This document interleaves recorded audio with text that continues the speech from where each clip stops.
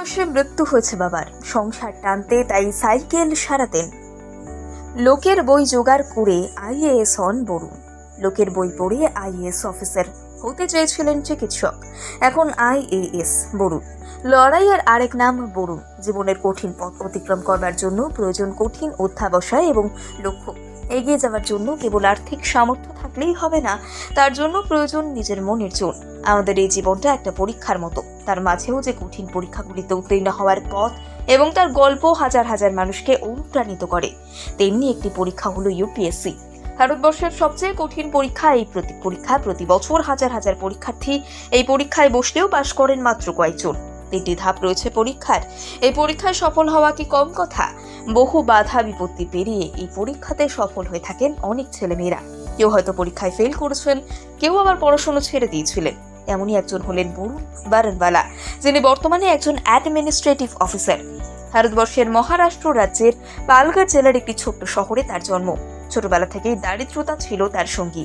তার বাবার একটি সাইকেল সারাই করবার দোকান ছিল, সেখানে পড়াশুনো এবং কাজ দুটোই একসাথে সামলাতে হয়েছিল বরুণকে। বরুণ চেয়েছিলেন তিনি একজন চিকিৎসক হবেন, তবে অর্থের অভাবে সেই স্বপ্ন পূরণ করা যায়নি। 10ম শ্রেণীতে যখন পড়তেন বরুণ, তখন নেমে আসে বিপর্যয়। বাবা চলে যান, তারপর থেকেই তার জেদ যেন আরো চেপে যায়। সারাদিন স্কুল করার পর বিকেল থেকে দোকানে বসতেন, এভাবেই পরীক্ষায় উত্তীর্ণ হন। একাদশ শ্রেণীতে পড়তে সময় প্রচুর অর্থের প্রয়োজন ছিল। সে সময় তার পাশে এসে দাঁড়িয়েছিলেন একজন সহৃদয় মানুষ, যিনি তার বাবার এক বন্ধু, একজন চিকিৎসক।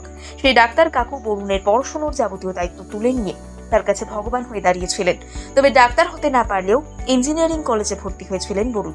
পুনের MIT কলেজে তিনি যখন ইঞ্জিনিয়ারিং করছেন, তখন থেকেই তার ইচ্ছে হয় তিনি ইউপিএসসি পরীক্ষা দেবেন। ইঞ্জিনিয়ারিং কলেজে বৃত্তি পেয়ে পড়াশোনা করেন বরুণ। এরপর একটি বহুজাগতিক সংস্থায় চাকরি পেয়ে যান। তবে সেই চাকরিতে কিছুতেই মন বসেনি। এই চাকরি ছেড়ে দিয়ে আবারও বই জোগাড় করে পড়াশোনা করা শুরু করেন। ইচ্ছা থাকলেই এগিয়ে যাওয়া যায়, শখ পূরণ করা যায়। তাই তো আবার নতুন করে শুরু করেছিলেন তিনি। 2016 সালের প্রথম প্রচেষ্টায় ইউপিএসসি পরীক্ষায় উত্তীর্ণ হন। তার র্যাঙ্ক ছিল 32। বর্তমানে তিনি তার নিজের জেলার একজন অফিসার। বরুণ দেখিয়ে দিয়েছেন, দাঁতে দাঁত কামড়ে পড়ে থাকলে সফলতা এসে হাত দেবেই।